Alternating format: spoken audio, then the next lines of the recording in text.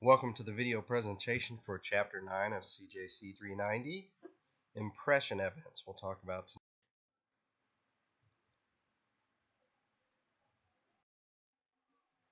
tonight. And Shakespeare said that hell is empty and all the devils are here. So if they are, the crimes to solve. So the objectives we're going to cover.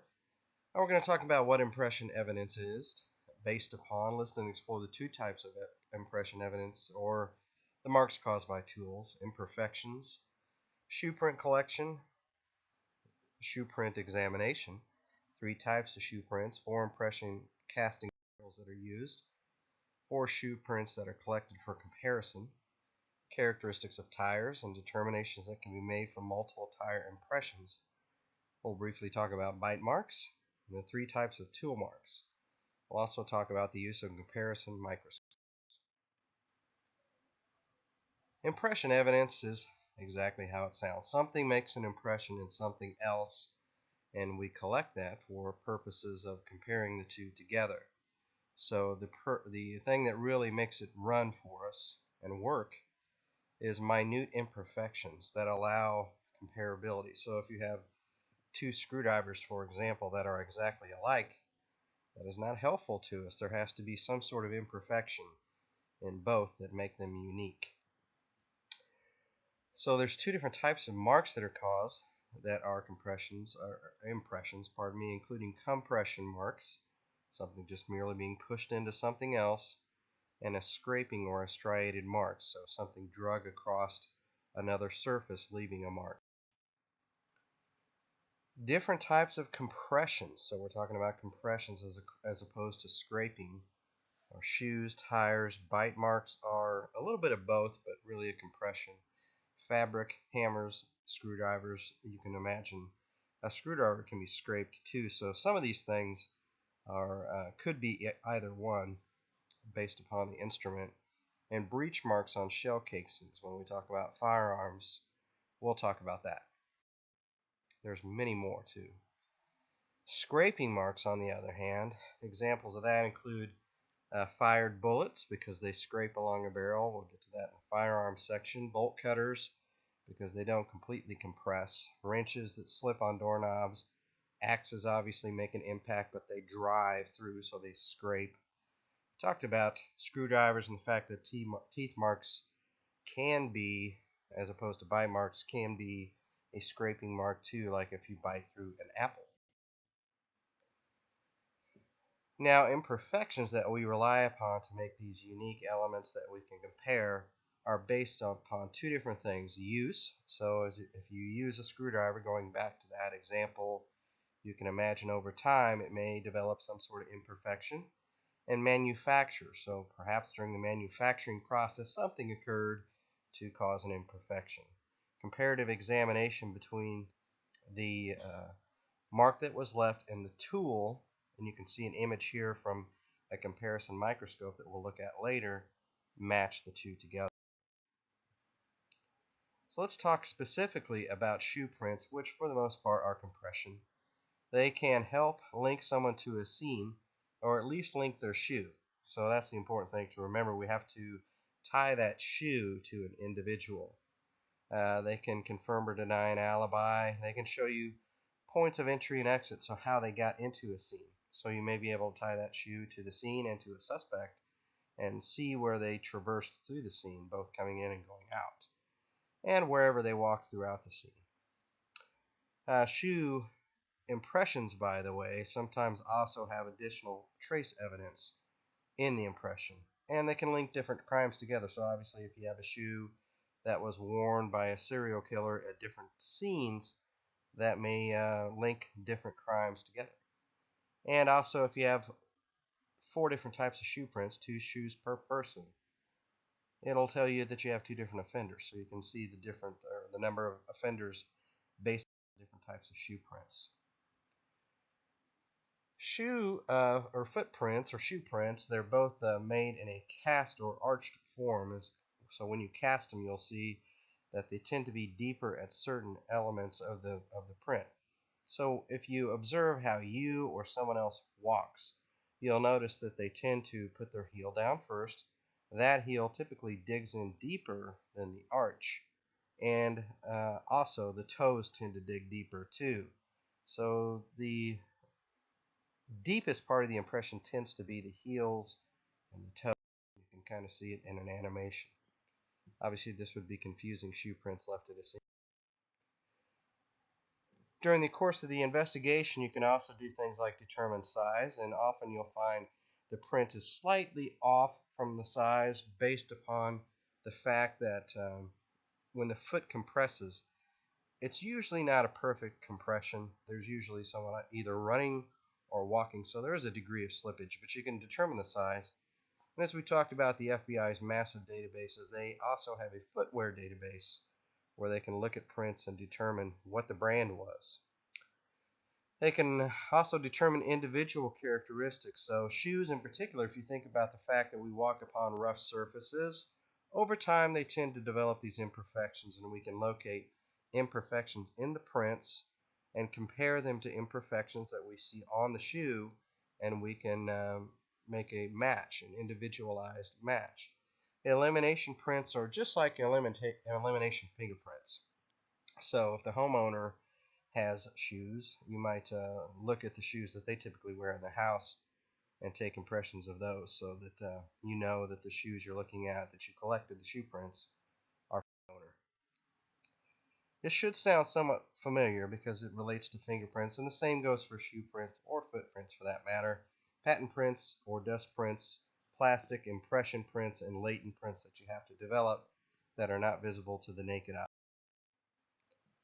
Shoe prints tend to show different characteristics, including class characteristics just tells you the brand, and individual characteristics obviously move us on that individualized scale of evidence to say, no, this shoe came from this person or this particular shoe anyway.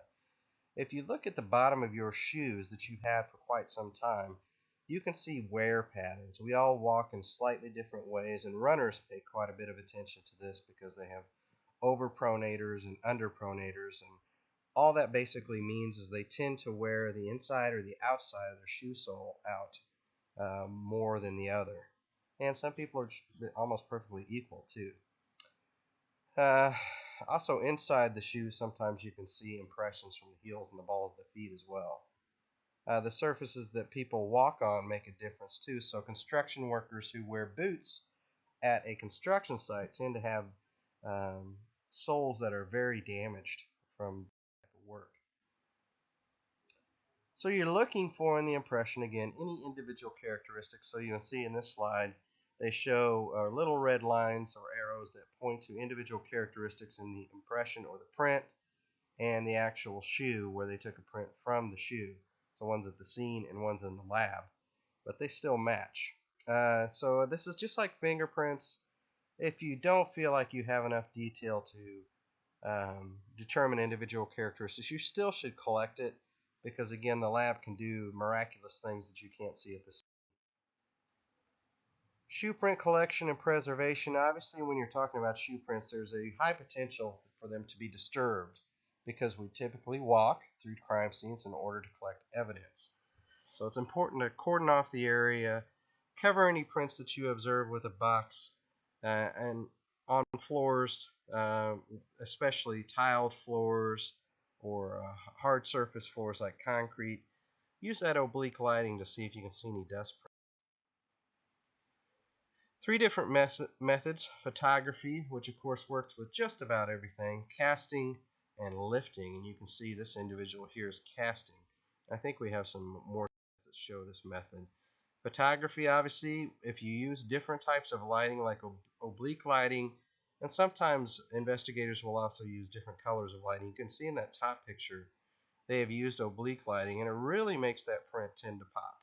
So even if they try to cast it and they mess up the cast, they still have this photograph to work with, and there's some pretty good detail there.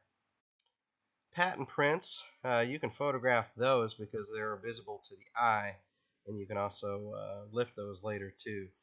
Always take a picture, as always, with and without a scale or a ruler to show approximate size. It may be important later for the investigators to attempt to uh, determine the size of the shoe. Snow prints, obviously Lighting is a concern. If you've ever tried to take a picture in the snow, you know it gets awfully bright. So there are different materials that you can use that are very lightweight that tend to bring out snow print impressions and make them easier to photograph. Casting is occasionally done. You need a good enough impression to get a good cast. Usually they don't appear as beautifully as the examples here on this slide, but dental stone is used quite a bit. Paraffin wax is used. If you're not familiar with that, you see it sometimes at street fairs where people dip their hands into paraffin wax and it comes out with a mold of their hand. Sulfur and silicone rubber. The bottom left kind of photo there is silicone rubber. I believe the top is stone. Casting, you essentially build a wall and you pour in, not directly into the print, but at an angle, a dental stone to a 1-inch thickness, and it creates a cast for you after 30 minutes or so. And on the top of the cast, you can actually mark the case number, your initials, and that sort of thing. And here's a detailed process that shows how casting works. The dental stone is powder. You mix it with water, and you can see they built a little dam or a wall around the print. He pours it in carefully, trying not to disturb the print itself. Set, pulls off the wall, and here you go. He has got a shoe print to collect and look at the lab. Casting in snow, believe it or not, can be done, but it's very tough to do. They always recommend photography before collecting any print, and particularly in the snow. They make something called snow print wax, which makes it easier. It makes the snow harden, so it can accept things like dental stone or silicone rubber. Sulfur casting can also be used in snow. Latent prints, so the dust prints are the ones that you can't see with the naked eye. We try to process those like we would a fingerprint in some cases and photograph it. Photography is a little tougher here because some of these prints are very tough to see.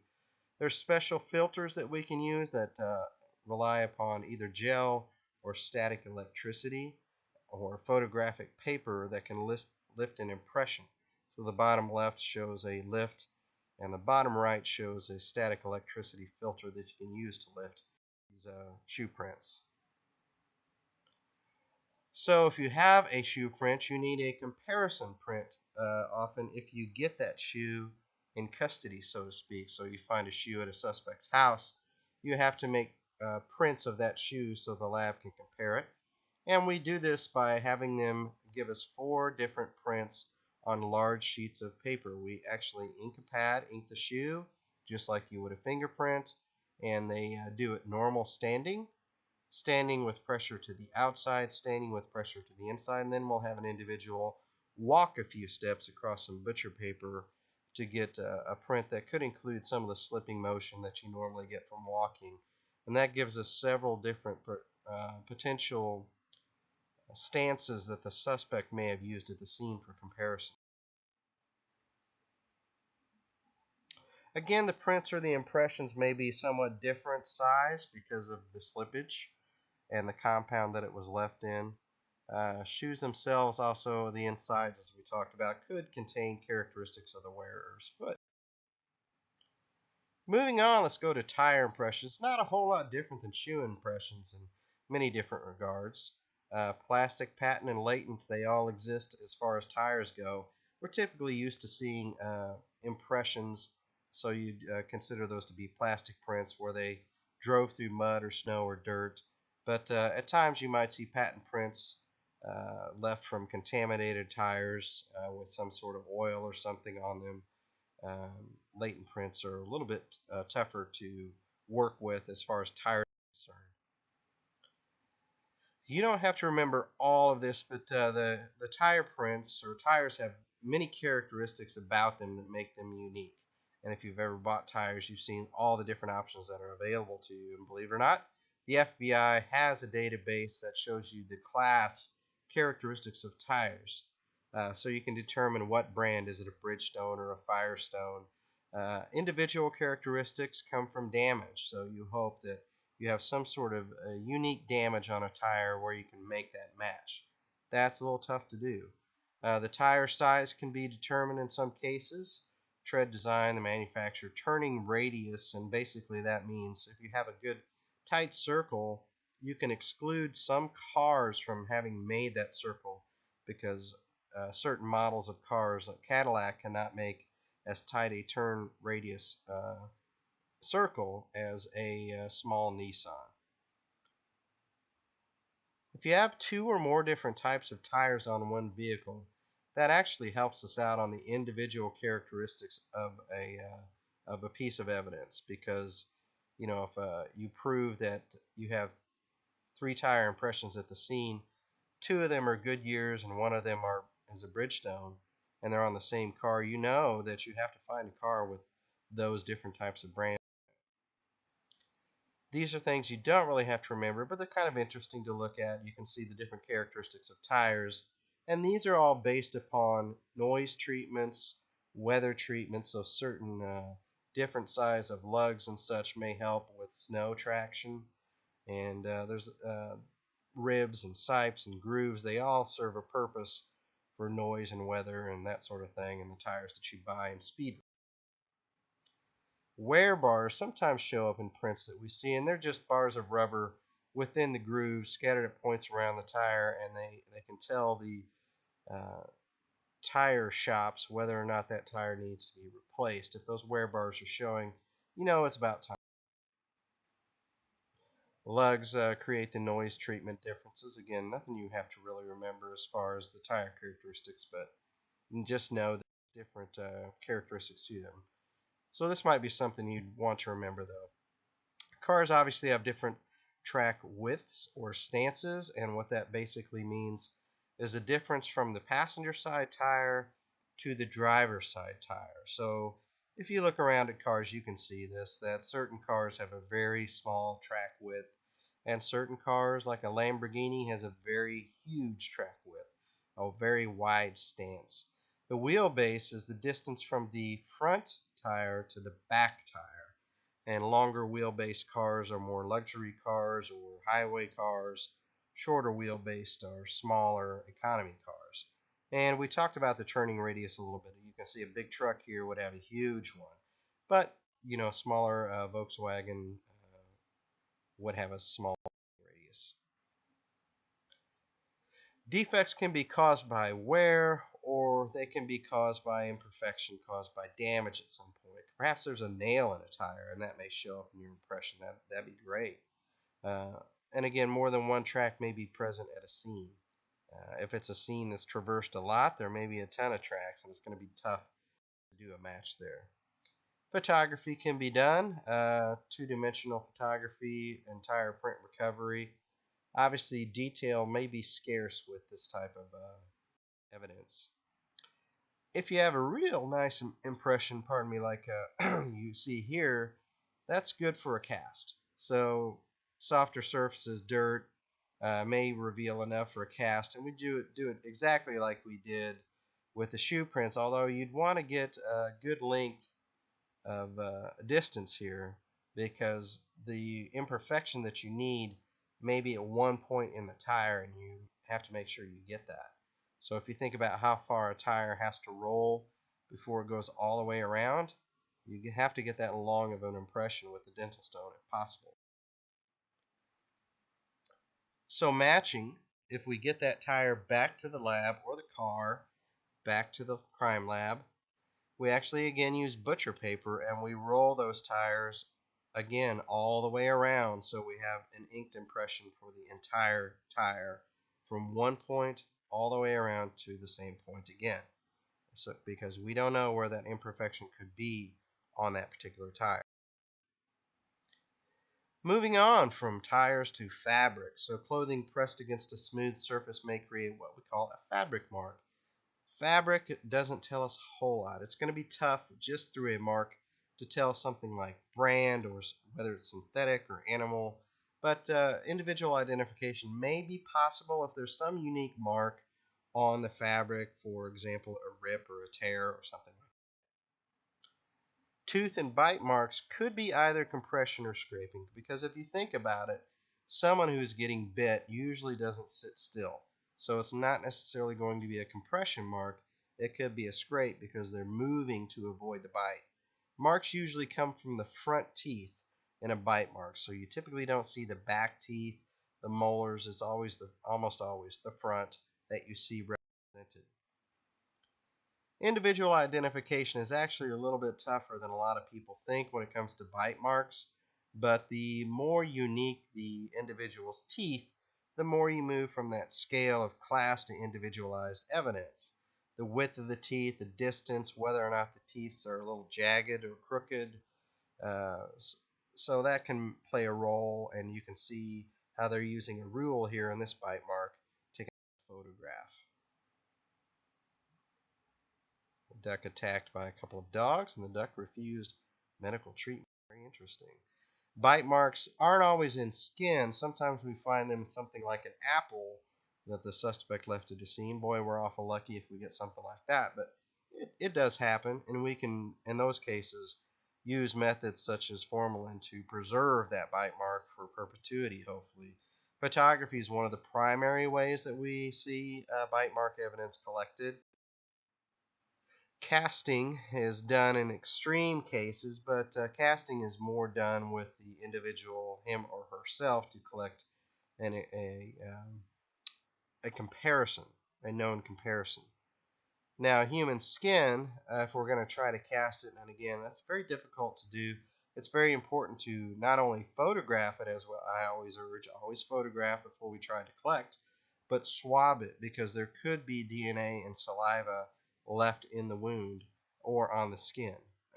That's again a little tough, but it's possible. Occasionally, casting can be done with food, or we might dental stone, or we might use methods for the food. So let's move on to talk about tool marks. They're very common in things like burglaries, or whenever somebody attempts to get into a house or a car or something like that, not just to burglarize it, but perhaps even commit a murder. Left by whatever instrument that they use to get into the house: knives, screwdrivers, axes, chisels, bars, etc. Even mass-produced tools may show these imperfections. So again, it could be either from use or sometimes even during the manufacturing process. Damage is caused, or over time, the tool that makes the tool kind of changes. These imperfections, by the way, they're often very microscopic and hard to see with the naked eye. So even if it looks like a nice, clean screwdriver, collect it anyway, get it to the lab, and see what they can do. Two more types. An indentation sounds just like it is. It's really a compression mark. A sliding mark that they use is in the process of trying to get something open, perhaps. And cutting obviously occurs too through something like scissors or even preservation of tool marks. Obviously, keeping it in the original condition is very important. So if you think about a tool mark in a wood frame on a door, if we can just cut that wood frame out, that'd be best, because then the lab can work with the entire piece. Casting is something that we try to avoid. If we have to, we will. In some cases, I guess you have to. You can't cut out a piece or whatever, but if you can recover it, do it. As always, photograph it. Even if you're recovering the whole item, we photograph.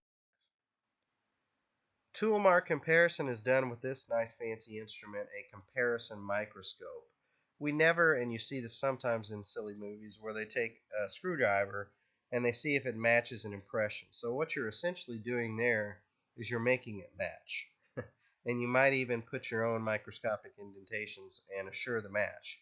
You can't do that, so you have to let the lab do their thing with a comparison microscope, and the lab may take that tool and make an impression in another piece of material that was very similar to what you collected, but not the same thing that you collected. So if it's a piece of ash, they might go find a piece of ash and make the same mark and see if they match.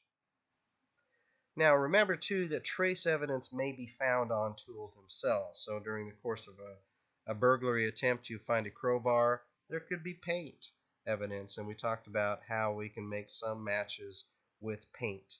There could be blood, that sort of thing, wood fragments and that sort of thing, and tool marks may also be compared to other crime scenes. The stuff that's kind of difficult to identify but may fall under the impression evidence umbrella includes drill marks, and if you think about the violence with which a drill works, you can see that it's not going to leave a very nice impression for you to compare. saws and hacksaws are kind of the same way. For collecting tools, we want to protect the end of the tool that did the damage or made the mark, and we do that by using boxes or tubes or something to make sure it's not negatively impacted. Now, tools often can too fragment or break, so if you're thinking about, again, a screwdriver, perhaps the tip breaks off, and we can compare the break, what we found at the scene, the little piece, to the actual screwdriver itself that we recovered from the trunk of a burglar to see if it's matched through see if it does match through a fracture match. It's kind of impression evidence, so I included on here. Typewriters are rarely used, although you do see some people today. They're using, 33 and a third and 45 RPM record players. So some people want to harken back to the old days and use typewriters, and it is possible in some cases to make a comparison. Now, contrast that to printers, which most of us use today, and most of the printers that we see used are very difficult to make this comparison with in a match. Ink, you think, well, perhaps ink. Well, the fact is, if you bought some ink for your printer, it's probably from the same vat of ink that 2,000 other people bought. So printers present more of a problem than typewriters, and the problem is nobody uses a typewriter anymore. Very nice. Anything we assume at this point is an assumption. That's very helpful information.